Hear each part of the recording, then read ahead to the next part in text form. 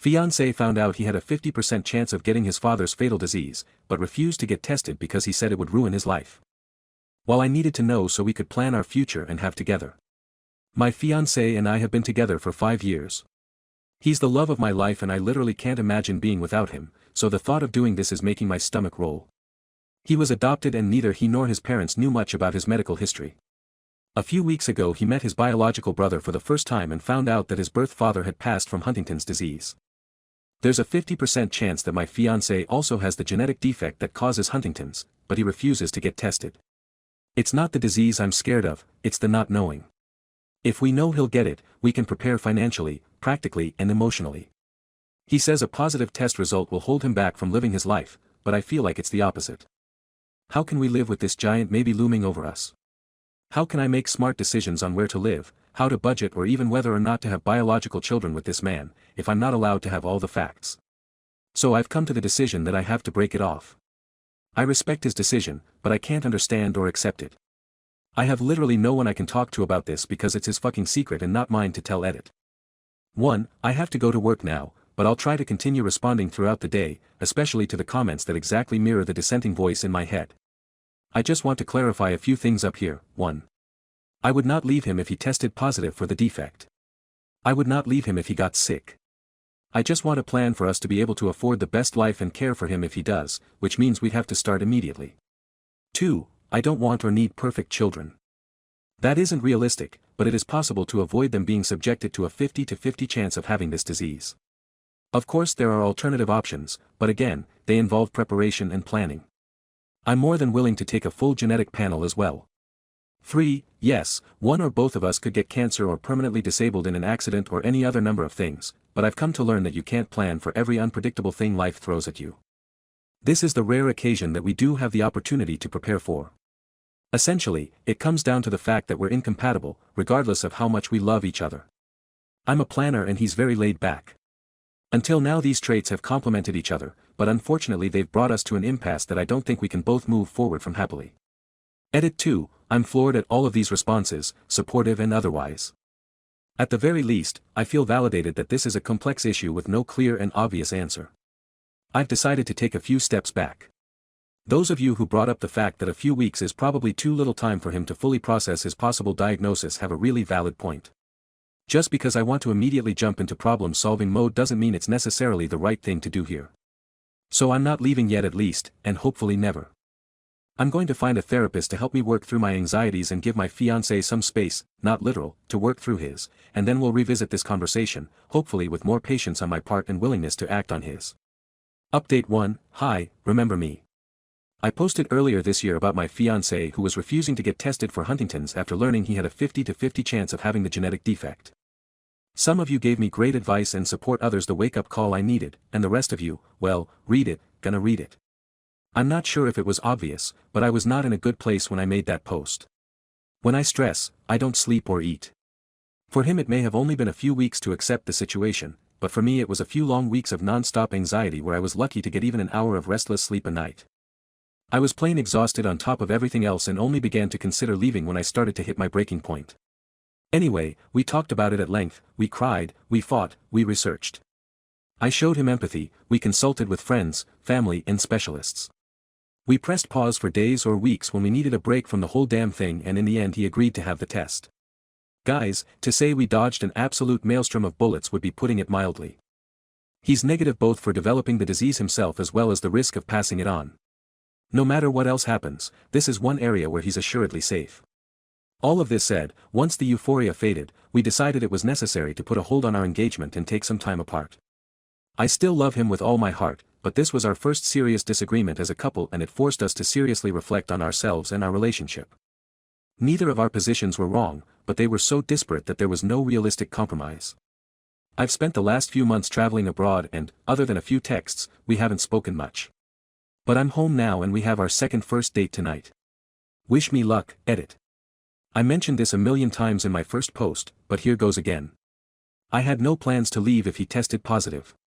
I just needed to know so that we could plan our lives accordingly. We decided together to take a break. It's been an incredibly difficult, emotionally charged roller coaster of a year. I didn't leave him. We planned from day one to keep communication to a minimum. It was difficult. I actually began keeping a journal of all the things I wanted to call or text him about. It's extensive and I can't wait to share it with him. I didn't give him an ultimatum, but I understand why. That's the takeaway. I only told Reddit that I was thinking of leaving, and I know that it was rational or rational. No, I'm not going to kill myself. Sorry if that disappoints you. Thank you to all of you who are sharing your stories about HD, chronic illness and love. I'm sorry I haven't responded to everyone, but I'm reading all of them and wishing you and your loved ones nothing but health and happiness. Update 2. This title continues to be embarrassingly bad and now irrelevant, but I kind of feel like I'm stuck with it now. Sorry if you're new here. My fiancé found out he was at risk of developing Huntington's disease. I wanted him to get tested and he did not. Months later he did and thank God he was negative. The whole thing put such a strain on us that we decided to take a break. Last night we went on our second first date and I can't believe how many of you want to hear about it.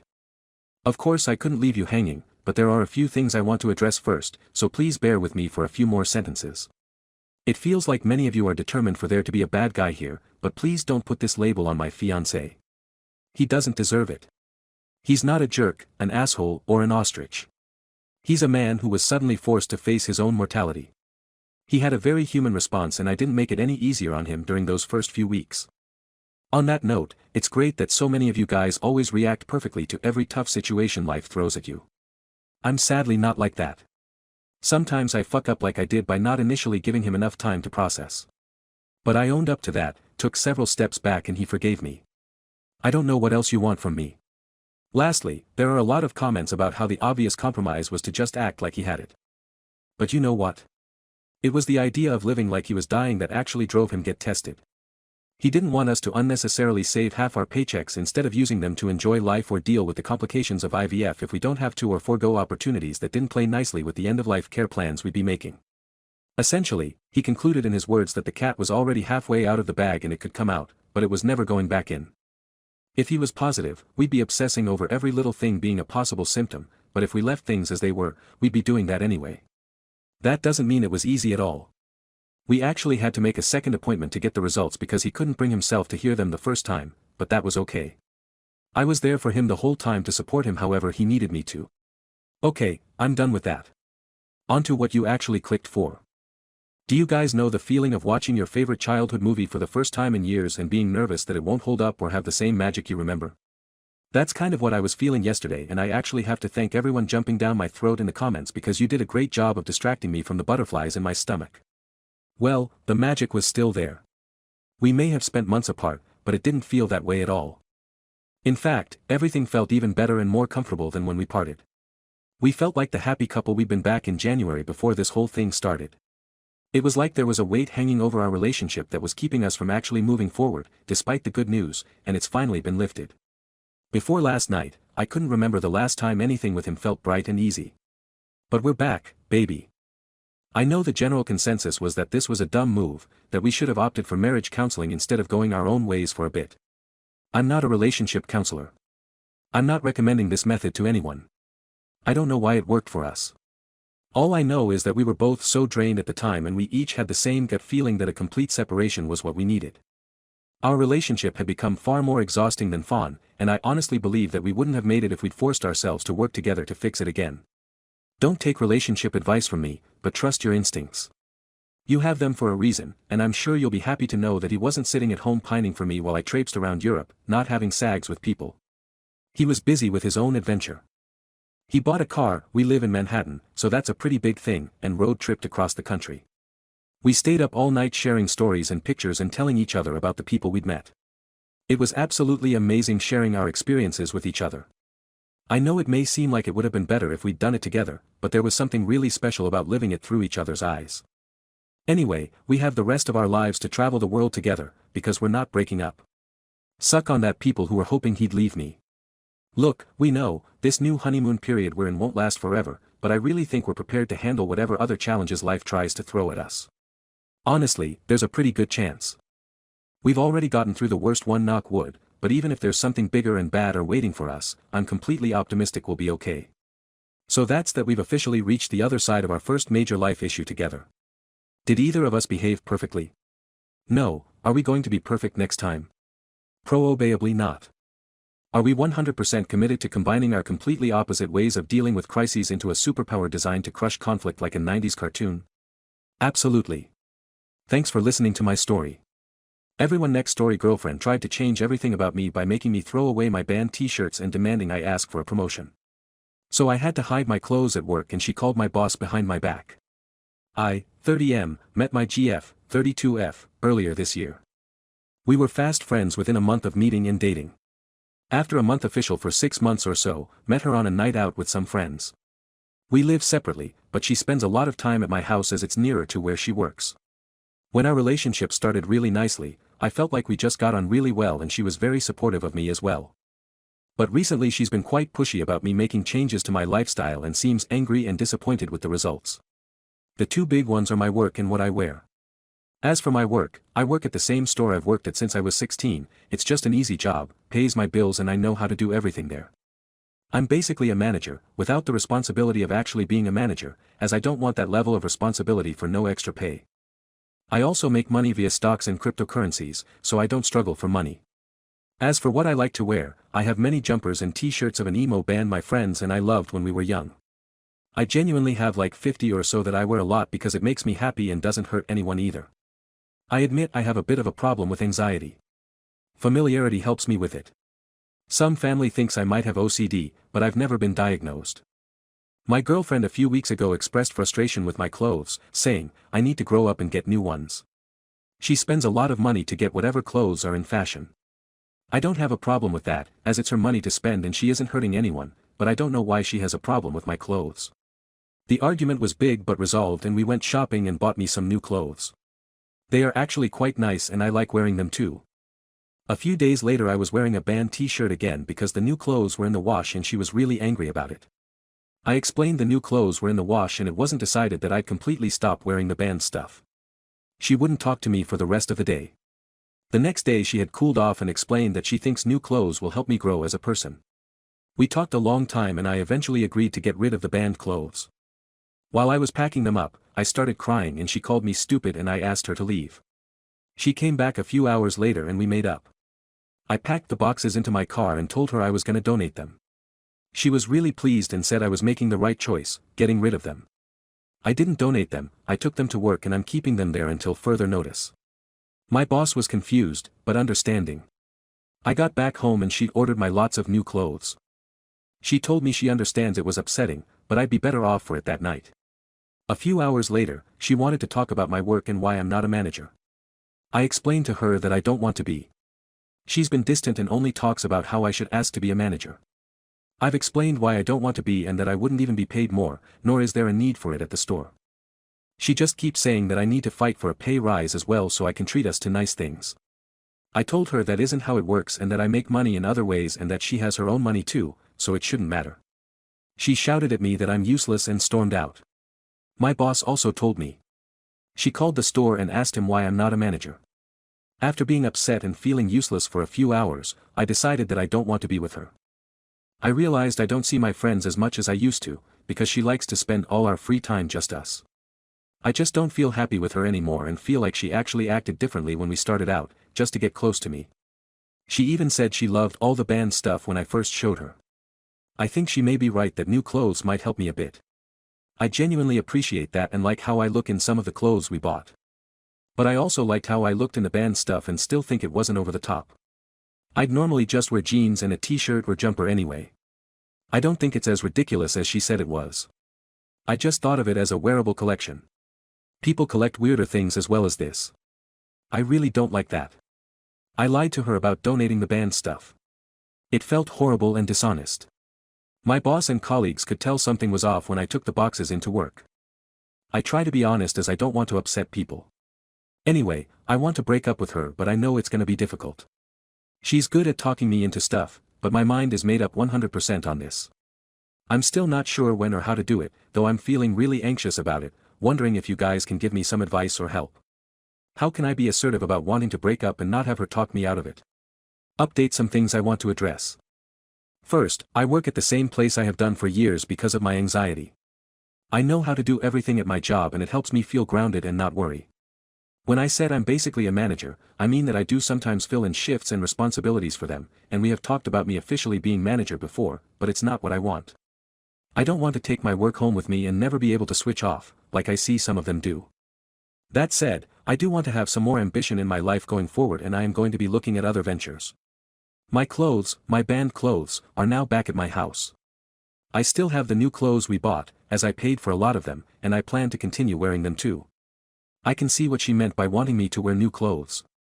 I just didn't like her end goal or the way she went about it, for the people thinking I dress like those goth people dancing under a bridge. I don't. It's usually just a band tee/jumper with some normal jeans.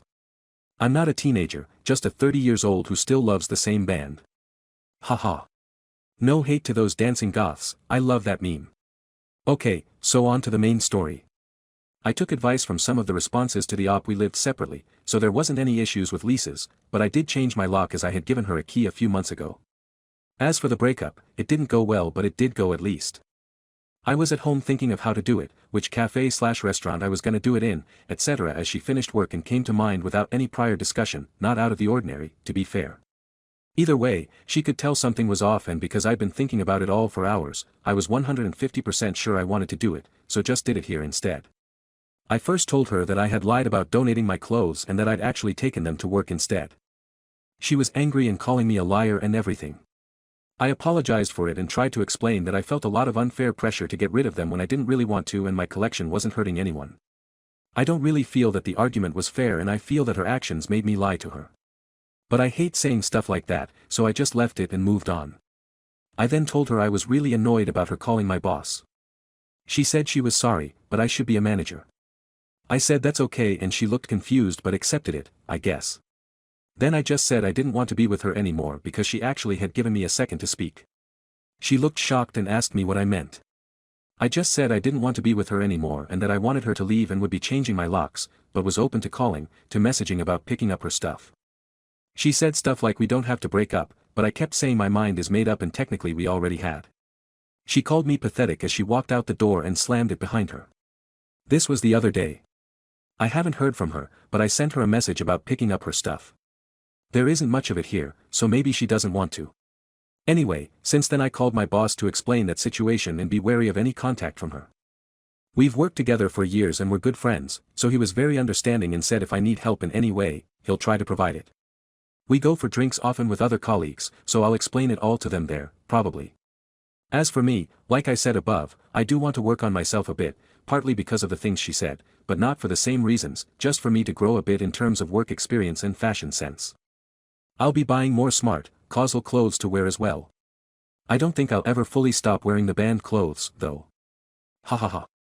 I don't quite know what I want to do in terms of work, but I have the experience of teamwork and leadership from the store, which I think is usable and transferable to other jobs too. I'm feeling weird, but okay, it feels great to have acted decisively. I haven't felt sad yet, not happy either, just relieved. Mostly some of her stuff is still here and it feels weird to see it, knowing it'll never be that way again. I don't know how to describe that feeling. Anyway, I've spoken to friends about it and will be seeing them soon. I'd quote, she's been up to or what she'll do. Not sure if I want to, there's nothing left for me with her anyway. Just wanted to thank everyone for their kind words in the op. It felt really good to know I wasn't being treated fairly and I wasn't just being stupid. Like she said, some even messaged me with similar stuff or how much they liked their partners with similar habits to my band clothes, which was really nice. One of the reasons I still wear the band tees is sometimes other fans spot them and will have a nice conversation about it and always end the conversation, smiling. Huh, it's just nice.